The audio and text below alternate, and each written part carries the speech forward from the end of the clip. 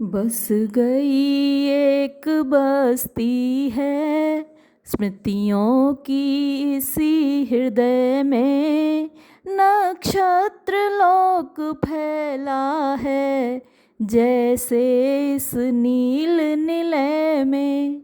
नमस्कार। एक वीडियो मैं पहले अपलोड कर चुकी हूँ आंसू पर, ये दूसरा वीडियो है। और पहले वीडियो में हमने 1 2 3 4 स्टेंजा किए थे और बुक 1 में 4 ही स्टेंजा हैं। बुक 2 में स्टेंजा 5 से लेकर 15 तक हैं। तो आज हम बुक 2 करते हैं और बुक 2 का सेकंड बुक का जो फर्स्ट स्टेंजा है वो है, put up in this very heart a Hamlet of memories spread out like a star fog in their blue black abode। यानी आपको जैसे मैंने पहले बताया था कि कवि की पत्नी का देहांत हो चुका है, वो अपनी वाइफ को खो चुके हैं और उनकी याद में ये कविता उन्होंने लिखी है। बहुत याद सताती है उनको, बहुत याद करते हैं अपनी पत्नी को और उनका हृदय रो रहा है। और अपने इस हृदय के रुदन को, अपने हृदय की इस पीड़ा को अभिव्यक्त करने के लिए उन्होंने ये कविता लिखी है। तो इस हृदय में उस अपनी प्रियतमा की यादें हैं, उनकी महबूबा की यादें हैं। Put up in this very heart, यानी इस हृदय में, इस दिल में रखी हुई हैं क्या चीज़ है? महबूब की यादें। अब वो जो यादें हैं किस तरीके से? अ हेमलेट ऑफ मेमोरीज। हेमलेट होता है गांव, बस्ती। ऑफ मेमोरीज यादों का, तो स्मृतियों का, यादों का एक गांव बस गया है कवि के हृदय में, है ना। जैसे आप गांव में देखते हैं ना, एक बहुत सारे लोग होते हैं, हलचल हो रही होती है, कोई इधर से आ रहा है, कोई उधर से जा रहा है, तो उनका हृदय कभी शांत नहीं रहता। क्यों नहीं रहता? क्योंकि वहाँ स्मृतियों की एक बस्ती है, हलचल लगी ही रहती है। कभी कोई याद इधर से निकल कर आ गई, कभी कोई याद उधर से निकल कर आ गई। जैसे गांव कभी खाली नहीं रहता, कभी शांत नहीं रहता, कभी इधर से जानवर जा रहे हैं, कभी उधर से पंछी गा रहे हैं, कभी उधर मोर नाच रहा है, तो कुछ ना कुछ चलता ही रहता है। वही हाल जयशंकर प्रसाद के हृदय का है कि वहाँ कभी शांति नहीं होती, कोलाहल मचा ही रहता है। Spread out like star fog. Spread out माने फैले हुए हैं, लाइक स्टार फॉग सितारों की तरह। In their blue black abode, अपने ब्लू नीला, ब्लैक काला, एबोर्ड माने घर, और हिंदी में उसको क्या बोला गया है? इस नील निलय में। तो आप देखेंगे मैंने इसलिए यहाँ सामने लिखा ये स्टेंजा कि आप एक कंपैरिजन कर सकें कि ये हिंदी वर्जन है और ये इंग्लिश वर्जन है, कितना डिफरेंस आ जाता है ना। अब जैसे इन्होंने नील निलय बोला, लेकिन इंग्लिश में जब ट्रांसलेट किया गया तो उसको ब्लू ब्लैक एबोर्ड कहा गया, जबकि यहाँ तो ब्लैक आया ही नहीं। हिंदी में तो कहीं काला शब्द आया ही नहीं, लेकिन इंग्लिश वर्जन में ये ब्लू ब्लैक हो गया। तो इसी को फ्री ट्रांसलेशन बोलते हैं। मैंने जब आपको फर्स्ट यूनिट अपलोड की थी तो उसमें एक वीडियो था, literal translation versus free translation. तो ये एक तरीके से फ्री ट्रांसलेशन है, जहाँ अपनी तरफ से कुछ शब्द जोड़ दिए गए हैं, कुछ शब्द हटा दिए गए हैं। और जब ये एक्सप्लेनेशन के लिए आएगा आपके एग्ज़ाम में तो आपको ये चीज़ इंडिकेट करनी है, और बेहतर ये होगा कि आप ये हिंदी वर्ज़न भी दें अपने क्रिटिकल कमेंट्स में, अगर आप याद कर सकें तो। बहुत आसान है हिंदी वर्ज़न को याद करना, गाते रहिए तो याद हो जाता है गाते गाते। जैसे मैं अभी आपको गाकर सुनाती हूँ, इसी तरह अगर आप भी गुनगुनाएंगे इसको तो बहुत जल्दी आपको याद हो जाएगा। नेक्स्ट स्टेंजा देखते हैं। अच्छा, मैं एक चीज़ और आपको बताना चाह रही थी कि ये यहाँ पर जैसे मेटाफर है, ए हेमलेट ऑफ मेमोरीज, यानी स्मृतियों का गांव। तो ये क्या हुआ? यहाँ फिगर ऑफ स्पीच मेटाफर हुआ। Spread out like star fog, ये सिमिली का एग्जाम्पल है ना, in their blue black abode.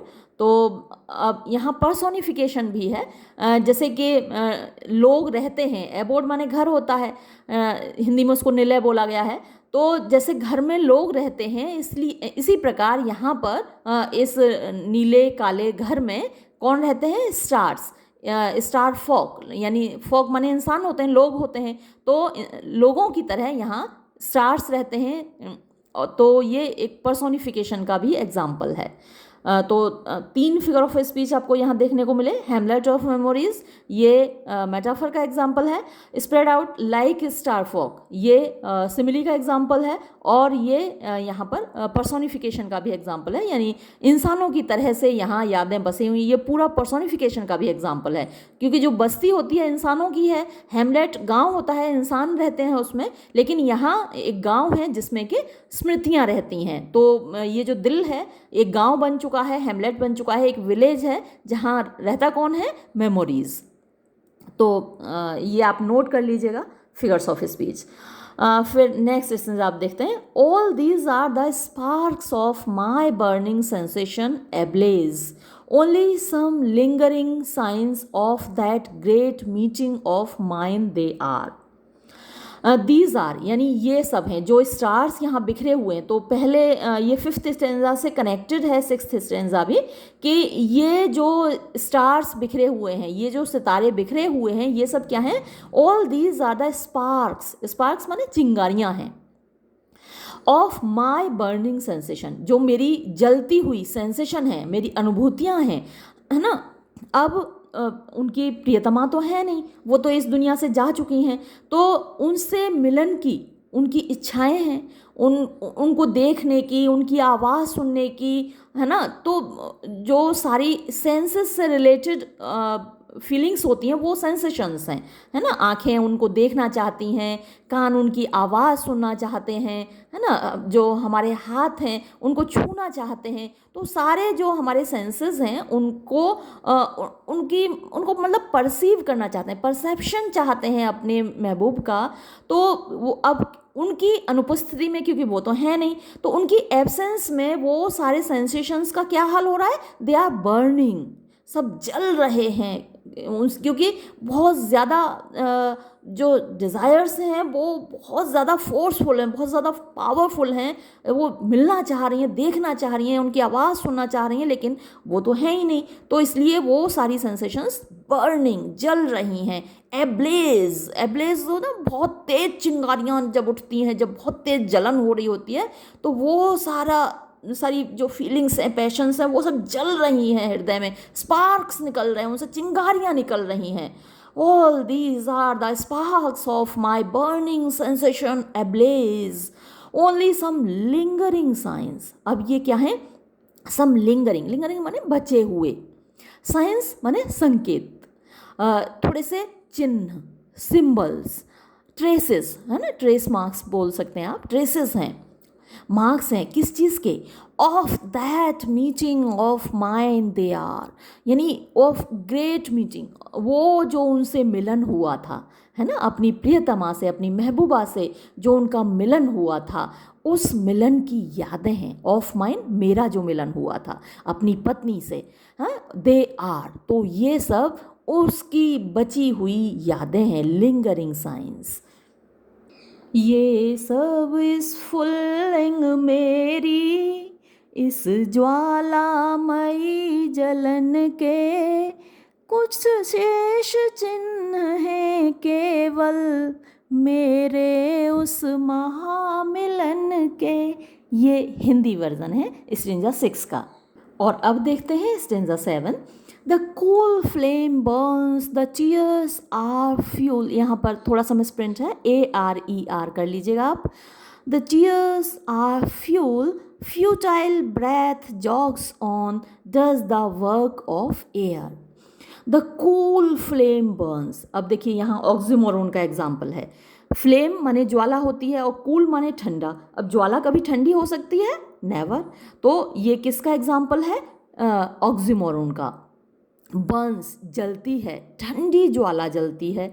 The tears are fuel, अब ज्वाला ठंडी क्यों है, क्योंकि जो फ्यूल उसमें पड़ रहा है, जो ईंधन उसमें पड़ रहा है, वो क्या है, टीयर्स, आंसू। आंसू जब ईंधन का काम करेंगे तो ज्वाला कैसी होगी, ठंडी ही होगी। The cool flame burns, the tears are fuel, oxymoron का एग्जाम्पल हुआ। Futile breath jogs on, futile माने बेकार, ब्रेथ सांस, जॉग्स ऑन यानी चलती है, जॉगिंग करते हैं ना, आप उछलते कूदते हैं, ऊपर एक पैर ऊपर उठाते हैं एक नीचे उठाते हैं, जॉगिंग करते हैं। तो सांस क्या है, आ रही है जा रही है, तो वो एक तरीके से जॉगिंग कर रही है। बेकार में सांस यानी चल रही है, does the work of air, और वो हवा का काम कर रही है। हवा क्या करती है, जब कहीं आग जल रही होती है, कहते हैं ना एक इडियम भी है, आग को हवा देना। क्यों भैया आग को हवा दे रहे हो? तो आग को हवा जब दी जाती है तो वो आग और भड़क उठती है, तभी तो जंगल की आग कंट्रोल नहीं होती। ये बताते हैं जो डॉक्टर्स होते हैं या फिर जो डिज़ास्टर कंट्रोल वाले होते हैं, वो आपको ये समझाते हैं कि अगर कोई आदमी जल रहा हो, कहीं कभी आग लग जाए, किचन में भी आग लग जाए, तो एक कंबल लीजिए और सिलेंडर पर लपेट दीजिए। अगर सिलेंडर में आग लग गई है या किसी आदमी को आग लग गई है तो एक कंबल लीजिए और उस आदमी के चारों ओर लपेट दीजिए, जिससे उसको हवा न लगे, क्योंकि हवा में ऑक्सीजन होती है और ऑक्सीजन जलाती है, जलने में मदद करती है। अब यहाँ पर देखिए, फ्यूटाइल ब्रेथ जॉग्स ऑन, तो ये जो बेकार सांस है, आती है जाती है और काम क्या कर रही है, does the work of air, यानी हवा का काम कर रही है। मेरे हृदय में पहले ही आग जल रही है और उस आग को हवा कौन दे रहा है, ये सांस बार बार आ रही है जा रही है। अब जो आग जल रही है वो भी कूल है, क्योंकि वहाँ फ्यूल का काम कर रहे हैं टीयर्स। तो आपको यहाँ कई सारी चीज़ देखने को मिली। एक तो ऑक्सीमोरोन आपको देखने को मिला कि फ्लेम कभी कूल नहीं होती, और टीयर्स आंसू जो हैं वो फ्यूल का काम कैसे कर सकते हैं। जो पानी है वो तो आग बुझाता है ना, आग लगाता थोड़ी है पानी। लेकिन यहाँ कुछ उल्टा ही हो रहा है, यहाँ आंसू ईंधन का काम कर रहे हैं, आग को जला रहे हैं, जलने में मदद कर रहे हैं, और जो सांस है वो हवा दे रही है, हवा का काम कर रही है और उस अग्नि को भड़का रही है। शीतल ज्वाला जलती है, ईंधन होता दृग जल का, यह व्यर्थ सांस चल चल कर करती है काम अनिल का। ये हिंदी वर्जन था आपके स्टेंजा 7 का। अब आगे बढ़ते हैं, स्टेंजा 8 को देखते हैं। Sea fire slept in this love sea's depth, lust's fish-like eyes ogled beauty's chill. Sea fire, समुद्र की आग, slept, सोई हुई थी, in this love sea's depth, यानी ये जो समुद्र का ये जो समुद्र है, प्रेम का समुद्र है, इसकी गहराइयों में सी फायर, जो एक आग, समुद्र में आग का क्या होती है, समुद्र में ज्वालामुखी फटते हैं। अगर आपने पढ़ा हो तो समुद्र में बहुत बड़े बड़े ज्वालामुखी फटते हैं। सबसे ज़्यादा ज्वालामुखी समुद्र में फटते हैं, धरती पर उतने नहीं फटते। तो वो जो सी फायर थी, अब यहाँ जो सी फायर है वो प्रेम की अग्नि है ना, भावनाओं की अग्नि है। तो सी फायर स्लेप्ट, वो समुद्र की आग, वो भावनाओं की अग्नि सोई हुई थी, सुप्त थी, सुप्त ज्वालामुखी था वो। In this love sees depth, ये जो प्रेम का अथाह समुद्र है, उसकी डेप्थ में, उसकी गहराइयों में मेरी भावनाओं की ज्वाला सोई हुई थी। यानी उस वक्त, ये अभी की बात नहीं हो रही है, जब प्रिया जिंदा थी, उनकी प्रियतमा, उनकी महबूबा थी, तो इनके हृदय में एक प्रेम की ज्वाला सोई हुई थी। लस्ट फिश लाइक आइज, यानी जो लस्ट की, यानी जो इच्छा है उनकी, फिजिकल एक डिज़ायर है उनकी, उसकी फिश लाइक आइज, यानी उसकी मछली जैसी आँखें, ऑगल्ड माने निहार रही थीं ब्यूटीज़ चिल, ब्यूटीज़ चिल यानी उनकी जो खूबसूरत प्रियतमा है, उनकी जो महबूबा हैं, उनकी खूबसूरती को निहार रही थीं, उनको पाने की लालसा थी, उनसे मिलन की लालसा थी, उनकी आँखों में मछली की तरह वो निहार रही थीं। यानी कि वो जो ज्वाला है भावनाओं की, इच्छाओं की, उसको शांत करने की जो ताकत है वो ब्यूटीज़ चिल, चिल ठंडक होती है, तो जो खूबसूरती है उसकी ठंडक में वो ताकत है कि वो जो सी फायर है, जो सोई हुई है, उसको वो ही शांत कर सकती है। यानी जो महबूबा है उसकी खूबसूरती, उसका दीदार वही शांत कर सकता है उस ज्वाला को जो उनके दिल में लगी हुई है। जो आग उनके दिल में लगी हुई है भावनाओं की, वो महबूब के दीदार से ही, महबूब की खूबसूरती को देखकर ही शांत होगी। बाड़ब ज्वाला सोती थी इस प्रणय सिंधु के तल में, प्यासी मछली सी आँखें थी विकल रूप के जल में। ये हिंदी वर्जन है आपके 8th स्टेंजा का। अब चलते हैं हम स्टेंजा 9th की ओर। Burst the bubbles of sea, the broken garland of stars looks like the plundered earth's hair scattered across the sky. तो फिर क्या हुआ? बर्स्ट, फूट गए, द बबल्स ऑफ सी, समुद्र के बुलबुले। यानी वो थी, ऊपर से आप देख रहे हैं कि see fire slept in this love sees depth, यानी वो ज्वाला सोई हुई थी इस समुद्र का, ये हृदय में के जो समुद्र है वो भरा हुआ था, प्रेम से भरा हुआ था, प्रेम का समुद्र हृदय में भरा हुआ था। अब क्या हुआ? The bubbles of sea burst, यानी समुद्र के वो जो बुलबुले थे वो फूट गए। यानी जब लुट गया उनका संसार, लुट गया, उनकी प्रियतमा उनको छोड़ गई, तो समुद्र के वो बुलबुले थे वो फूट गए। The broken garland of stars, और जो सितारों का हार था, गार्लैंड माने हार होता है, माला, ऑफ स्टार्स सितारों की, तो सितारों की वो जो माला थी द ब्रोकन, वो टूट गई। और वो लुक्स लाइक, कैसी दिख रही है? आकाश में जो सितारे छाए हुए थे, जो खूबसूरत दिख रहे थे, वो कैसे दिखते हैं? Looks like the plundered earth's hair, जैसे कि धरती को लूट लिया गया हो, उसके बाल बिखरे हुए हों, आकाश में छितरे हुए हों, स्कैटर्ड माने छितरे हुए हों, अक्रॉस द स्काई, पूरे आकाश में।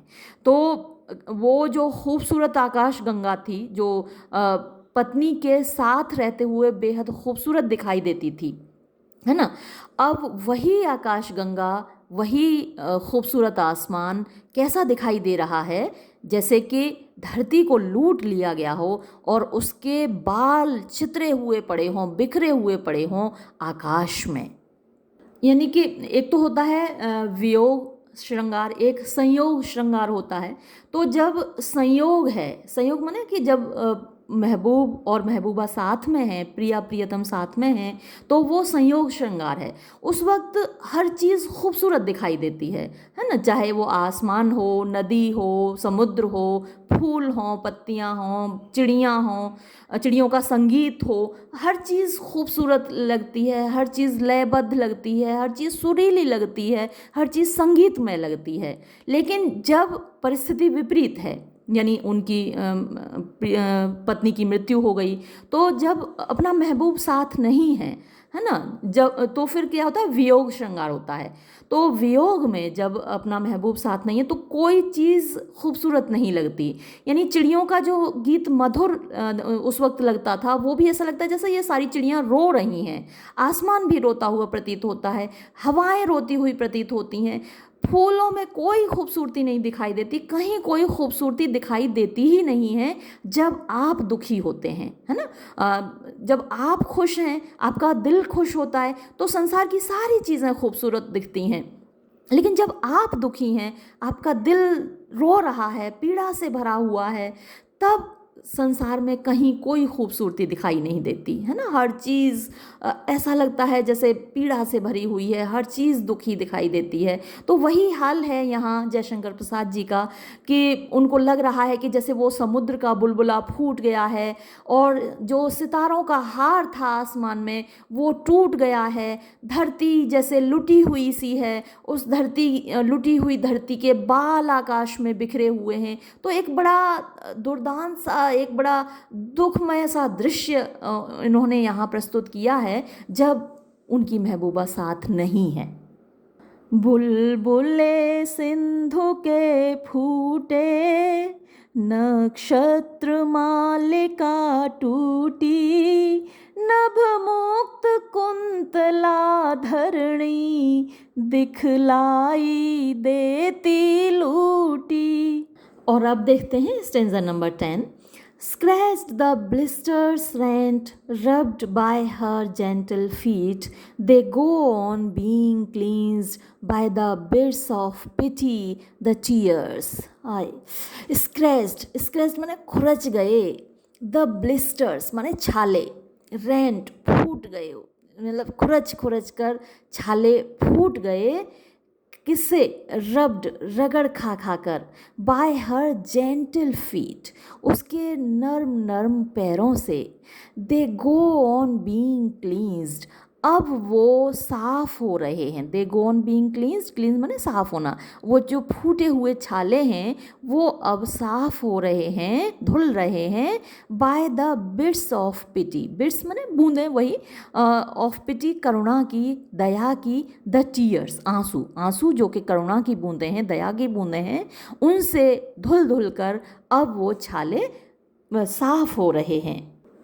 Now the question arises, who is scratching these blisters? इन छालों को खुरच कौन रहा है ना, यहाँ पे ये दिया गया, scratch the blisters rent rubbed by her gentle feet, है ना। तो खुरच किसने दिए ये छाले, और छाले दिल में पड़े हुए हैं, कवि के दिल में हैं, भाई दुख दर्द महबूबा से बिछड़ना, है ना। तो वो इन सब चीज़ों ने उनके दिल में छाले डाल दिए हैं, फफोले पड़ गए हैं, अब उनको खुरच रहा है, इन्होंने दिया रब्ड बाय हर जेंटल फीट। अब महबूबा तो है नहीं, वो तो जा चुकी हैं, तो उनके जेंटल फीट तो कहाँ से आए, ये उनकी यादें हैं, है ना, महबूबा की यादें हैं, उनकी मेमोरीज़ हैं, उनके, और वो जो मेमोरीज़ हैं वो रगड़ रही हैं इन छालों को, तो उन यादों के जेंटल फीट हैं, उन वो नरम पैर हैं,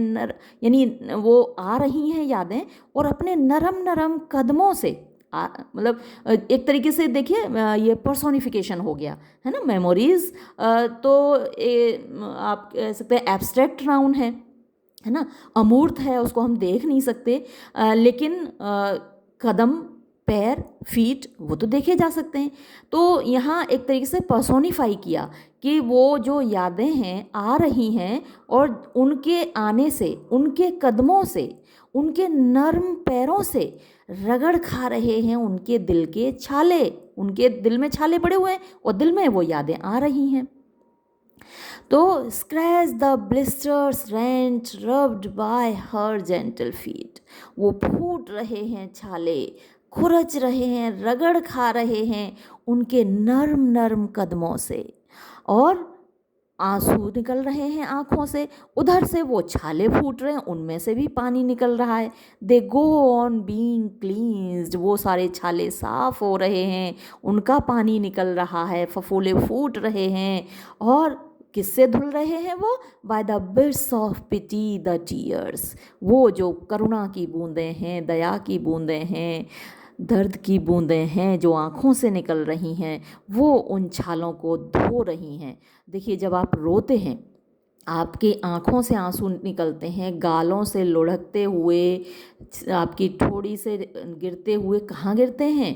सीने पर, आपके दिल पर, और दिल के वो छाले फूट रहे हैं, और ऊपर से आँखों से आंसू गिर रहे हैं, और दिल के उन छालों को धो रहे हैं, फूटे हुए छालों। कितनी ज़बरदस्त तस्वीर है ना, आपकी आंखों के सामने खिंच गई होगी, है ना, कि ऊपर से गिर रहे हैं, दिल में छाले हैं वो फूट रहे हैं, और ऊपर आंखों से आंसू गिर रहे हैं, और उनके जल से वो छाले धुल रहे हैं। क्या गजब तस्वीर है।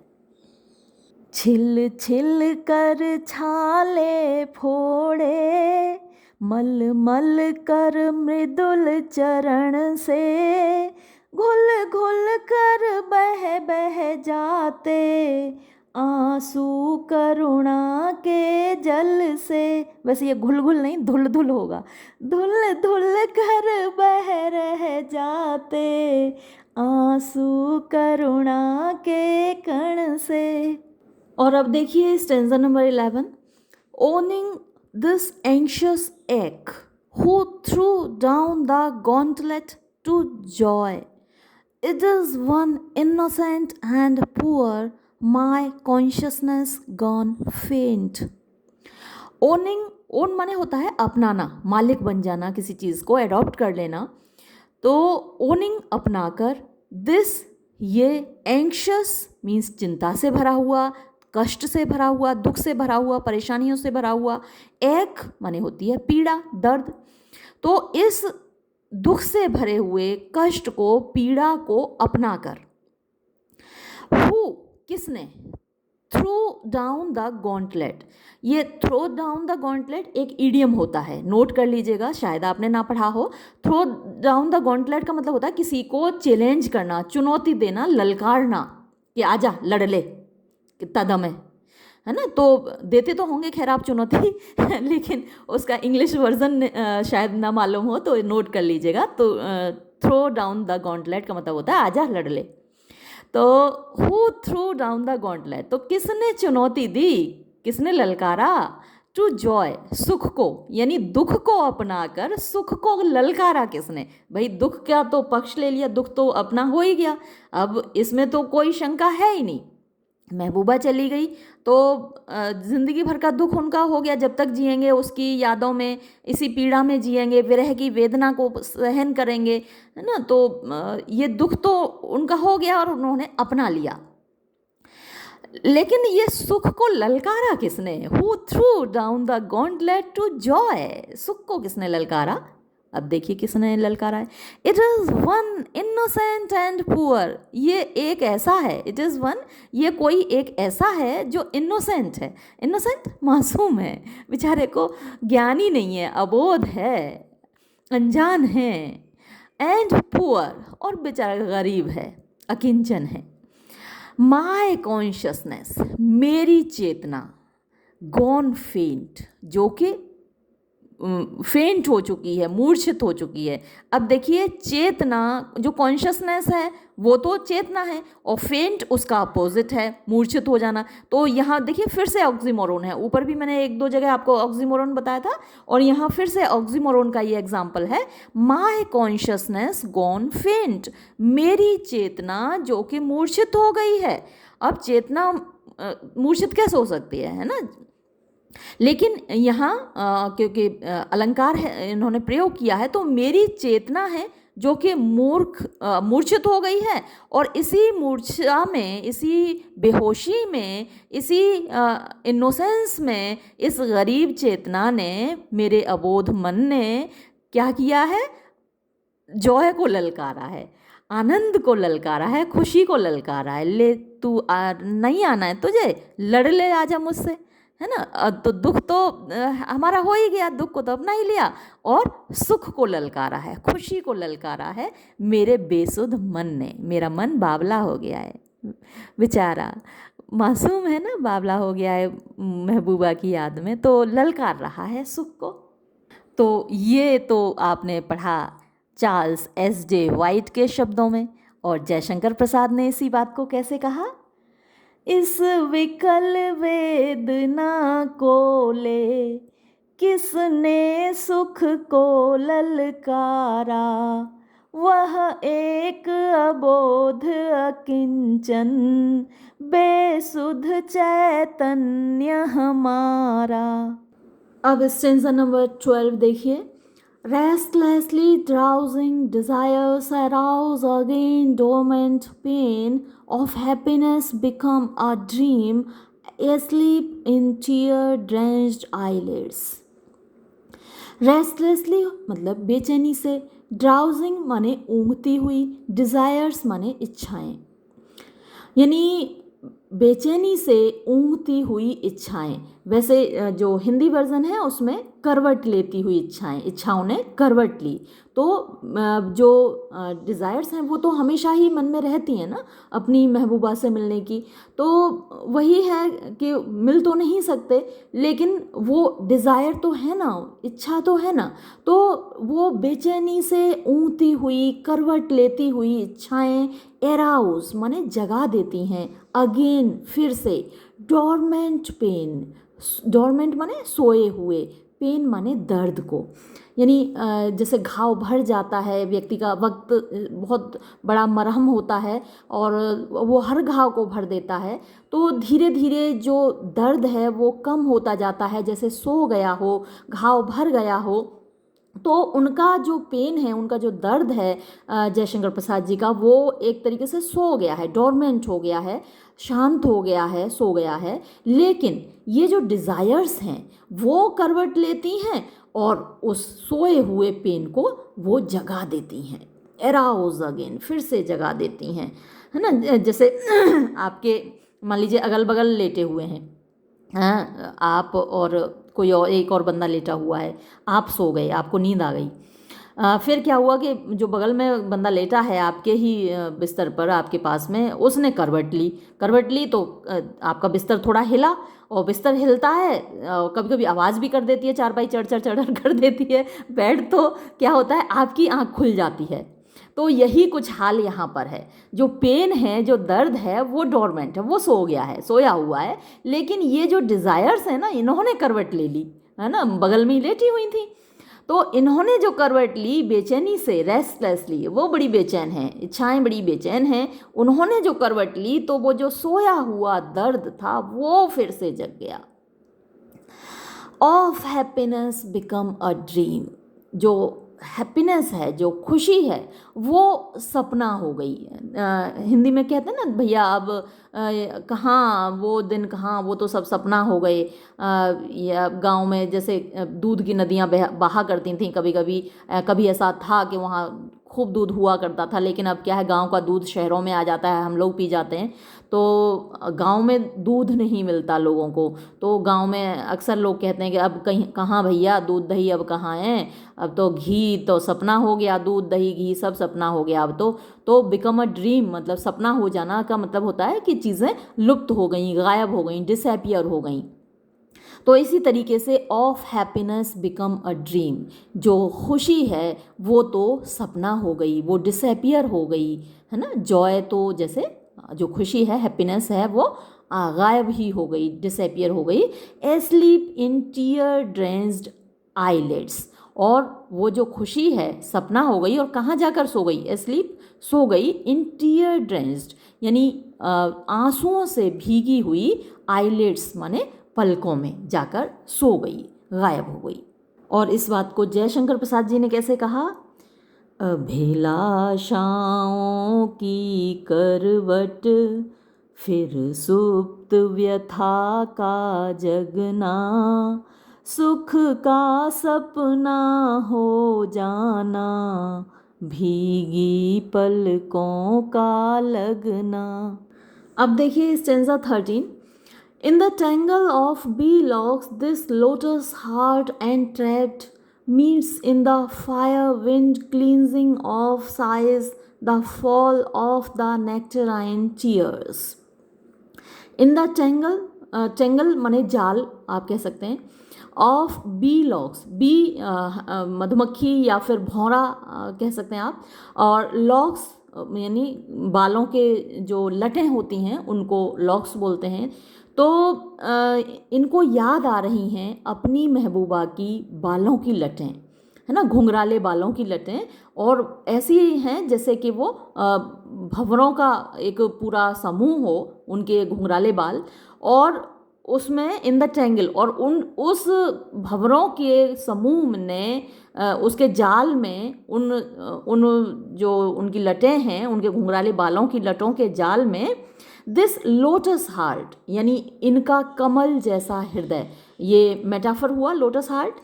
तो उनका कमल जैसा हृदय एंट्रैप्ड, ट्रैप्ड माने जाल होता है, तो उस जाल में वो फंस गया है, उलझ गया है, यानी उन्हें याद आ रही हैं अपनी महबूबा की वो जुल्फ़ें, घुंघराले बाल थे उनके, और जैसे कि वो भंवरों का एक समूह हो, वो बाल न होकर, बालों की लटें न होकर भंवरों का एक समूह हो, जिसने उनके हृदय रूपी कमल को चारों तरफ से घेर लिया है, फंसा लिया है, उलझा लिया है।